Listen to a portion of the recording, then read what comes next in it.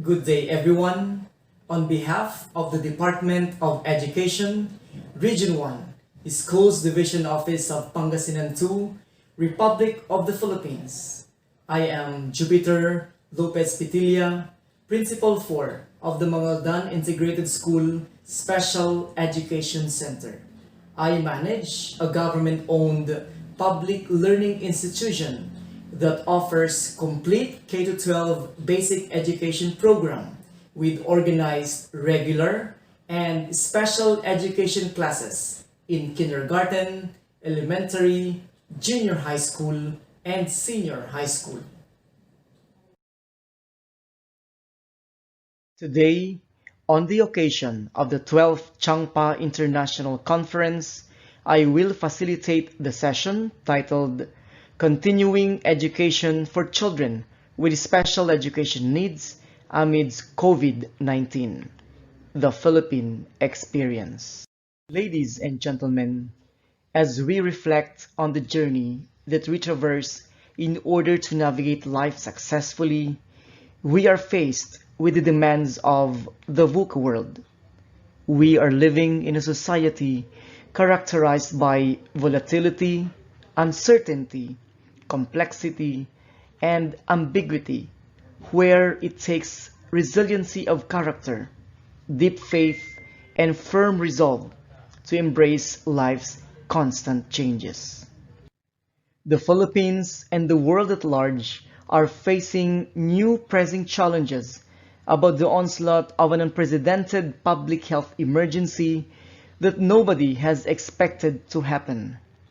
Year 2020 will be marked as a period in our lifetime when COVID-19 has infiltrated every corner that modified the way of life and created tremendous impact on the healthcare system that overwhelmed hospitals and medical institutions due to the number of positive cases.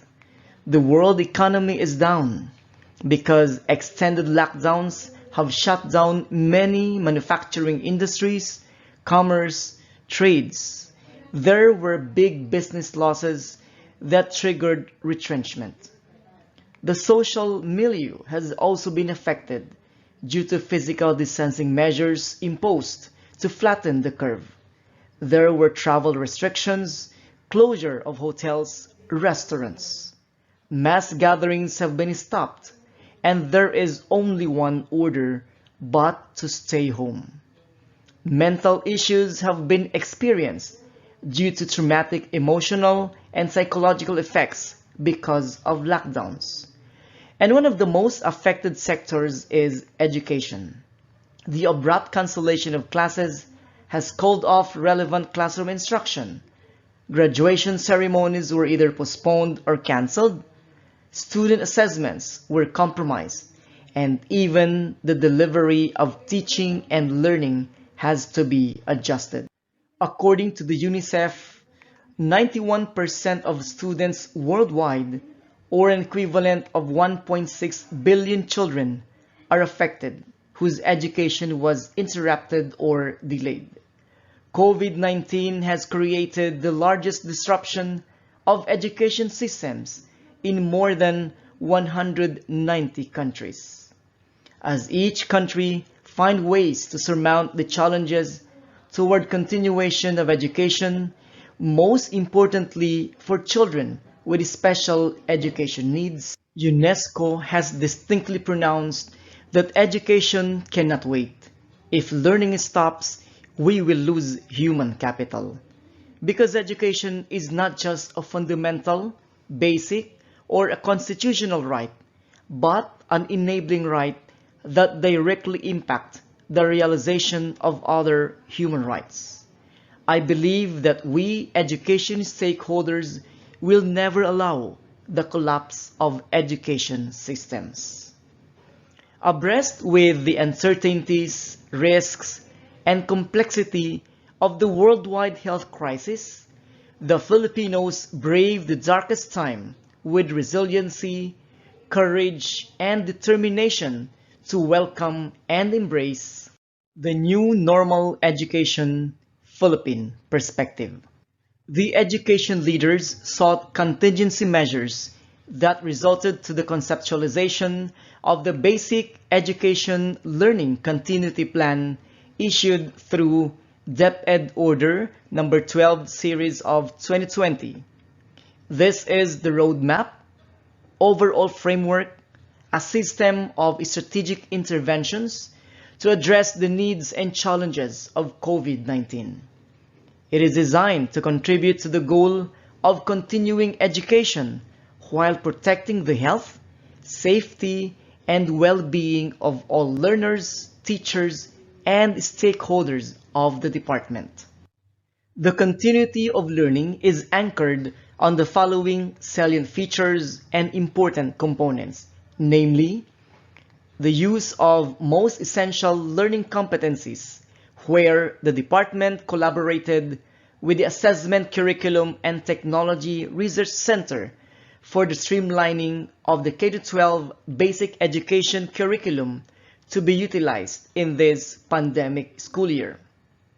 In identifying the most important competencies, they have employed a vital descriptor called endurance.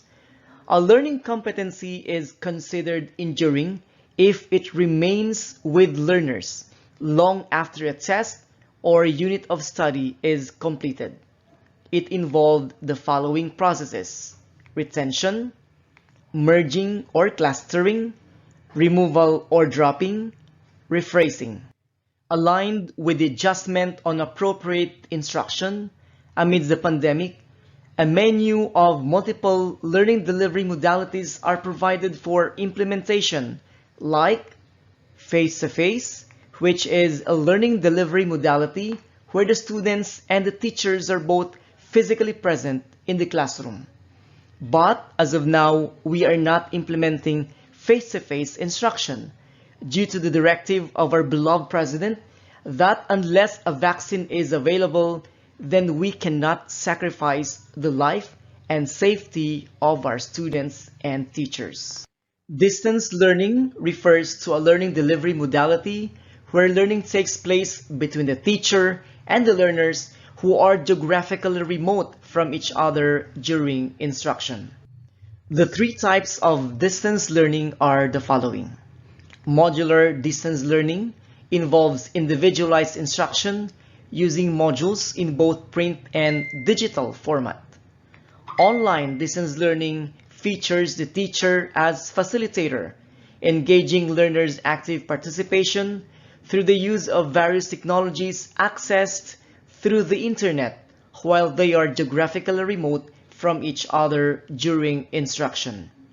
TV or radio-based instruction utilizes self-learning modules converted to video lessons for television-based instruction, and SLMS converted to radio scripts for radio-based instruction. Blended learning refers to a learning delivery that combines face-to-face with any or a mix of online distance learning, modular distance learning, and TV radio-based instruction. Homeschooling is alternative delivery mode facilitated by parents, guardians, or tutors who have undergone relevant training in a home-based environment. During the enrollment, a survey was conducted to parents on their preference of the type of learning modality and the gadget or the means of communication that they have. The data gathered were utilized in the adoption of learning modality to be used for the children with special education needs. Another salient feature is the integration of mental health and psychosocial support services that aim to protect and promote psychosocial well-being and mental health of students, and to help them cope up with stresses brought about by the pandemic and transition to new normal basic education.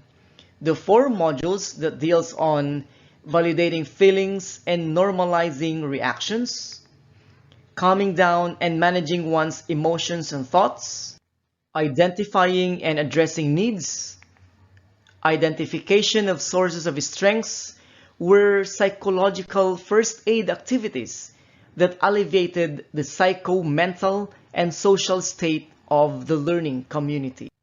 An important feature of the Basic Education Learning Continuity Plan is a mandate on adaptations for learners with disabilities, development of learning resources like closed captioning and provision of sign language interpretation of instructional videos, transcribing print materials to Braille, together with different format options like the self-learning modules, learning activity sheets in both printed and digital format, digitized lessons, TV, video, film clips for other types of disabilities are made available and accessible. These resources were contextualized, modified, and simplified according to the nature and unique educational needs of learners. Objectives and activities were cascaded from the most essential learning competencies. Likewise, a weekly home learning plan with the class program are provided to the parents, guardians, caregivers as guide or reference. Individual learning and monitoring plan, which was based from the IEP, individualized learning plan of each child, has been prepared to properly align the provision of modules and worksheets. Regular monitoring of learning progress were undertaken through online platforms by the teachers. Since face-to-face instruction is put on hold, as per directive of our President, due to the current public health situation, a space inside homes is converted into laboratory of learning, thus the term class home, where teaching and learning take place. Parents primarily serve as learning facilitators with the guidance and assistance of teachers. They are also provided with capacity building on caregiving skills and behavioral management to appropriately respond to the challenges of their new role in the educative process. As we look forward and deal with the new normal education setup, the school environment should be similarly modified. Painting of physical distancing markers, installation of plastic or acrylic barriers, putting up and management of triage to monitor an exit of persons inside the school, and strict implementation of health protocols such as wearing of face mask, face shield, observance of physical distancing, and constant hand washing must be enforced to mitigate transmission of the virus. Indeed, the new normal process to continue education, especially for children with special education needs, is unpredictable and exhausting. Challenges abound for both the government and stakeholders, teachers and learners. But we must not be discouraged. Instead, manifest a strong-willed attitude to bounce back from the COVID-19 setback and finally move forward. With a firm resolve to continue education amidst the pandemic, to continuously actualize the mantra of no child is left behind, we are one with our beloved President, His Excellency Rodrigo Roa Duterte, who articulated during his State of the Nation address that COVID-19 can't get in education's way. Life that is lost forever. Education that is delayed can be recovered. I finally end. May I take this opportunity to express my sincerest gratitude and much appreciation to the Changpa Research Institute of Daegu University and the Special Education Rehabilitation Science Research Institute for this amazing platform to share and learn in this 12th edition of the conference. With that, I would like to say 감사합니다. Thank you very much for listening. Once again, this is Jupiter Lopez Petilla of Mangaldan Integrated School Special Education Center, Philippines. Mabuhay!